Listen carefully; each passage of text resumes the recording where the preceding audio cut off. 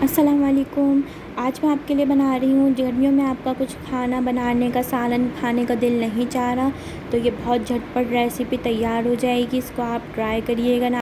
बना रही हूँ बहुत ज़बरदस्त सा गर्मियों के लिए बैगन का रायता। गर्मियों में कुछ खाने का दिल नहीं चाहता, बहुत गर्मी है, बहुत जल्दी से ये रायता बन जाता है बैगन का। बहुत इजी रेसिपी है। अगर रेसिपी पसंद आए तो इसको लाइक शेयर सब्सक्राइब करिएगा। इस रायते को बच्चों को, बड़ों को, सबको पसंद आएगा। आप इस रेसिपी को ज़रूर ट्राई करिएगा, बैगन का रायता। इसको बनाना स्टार्ट करते हैं। सबसे पहले बैगन लेंगे और बैगन को फिर हम इस तरह चूल्हे के ऊपर रख देंगे, इस तरह रख देंगे।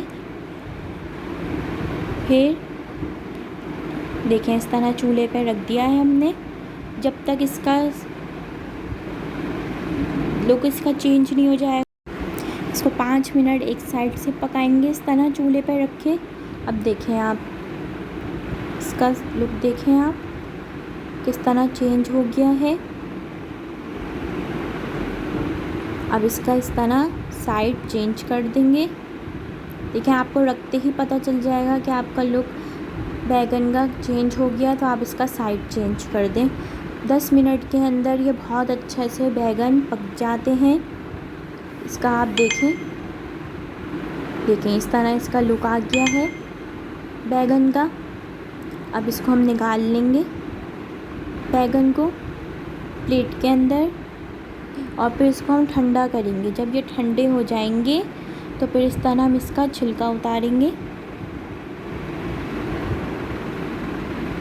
इस तरह बैगन का छिलका उतारेंगे, सिर्फ छिलका उतारेंगे। इस तरह आप देखें, इसका बैगन का गूदा अंदर है, कितना अच्छी तरीके से गूदा पक गया है इसका। और इस तरह आप चमचे से इसका गूदा निकाल लें।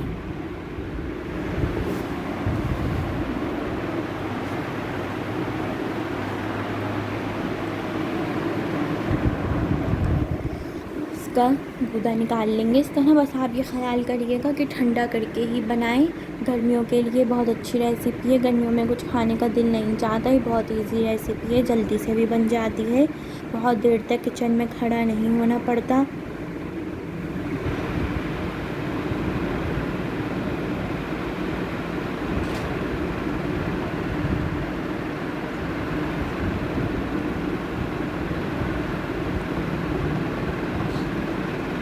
इस तरह हम इसका गूदा निकाल लेंगे बैगन का।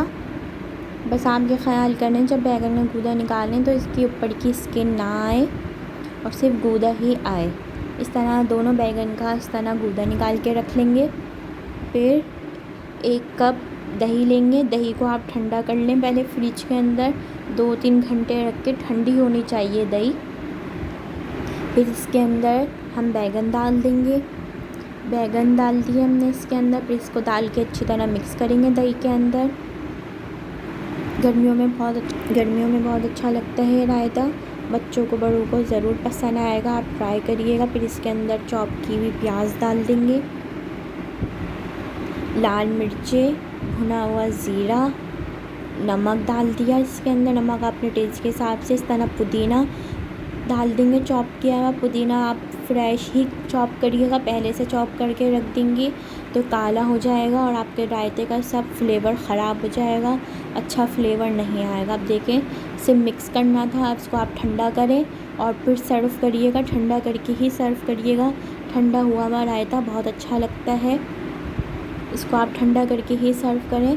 दही को भी पहले आप ठंडा कर लें, फिर आप बनाने के बाद भी इसको ठंडा कर लें, फिर इसको आप सर्व करें। गर्मियों में बहुत अच्छा मज़ा देगा।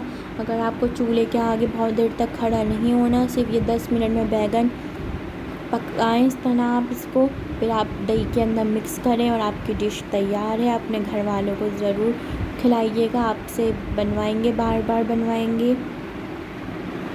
ज़रूर अपने फैमिली फ्रेंड के साथ ये रेसिपी को शेयर करिएगा। अगर रेसिपी पसंद आए तो लाइक करिए।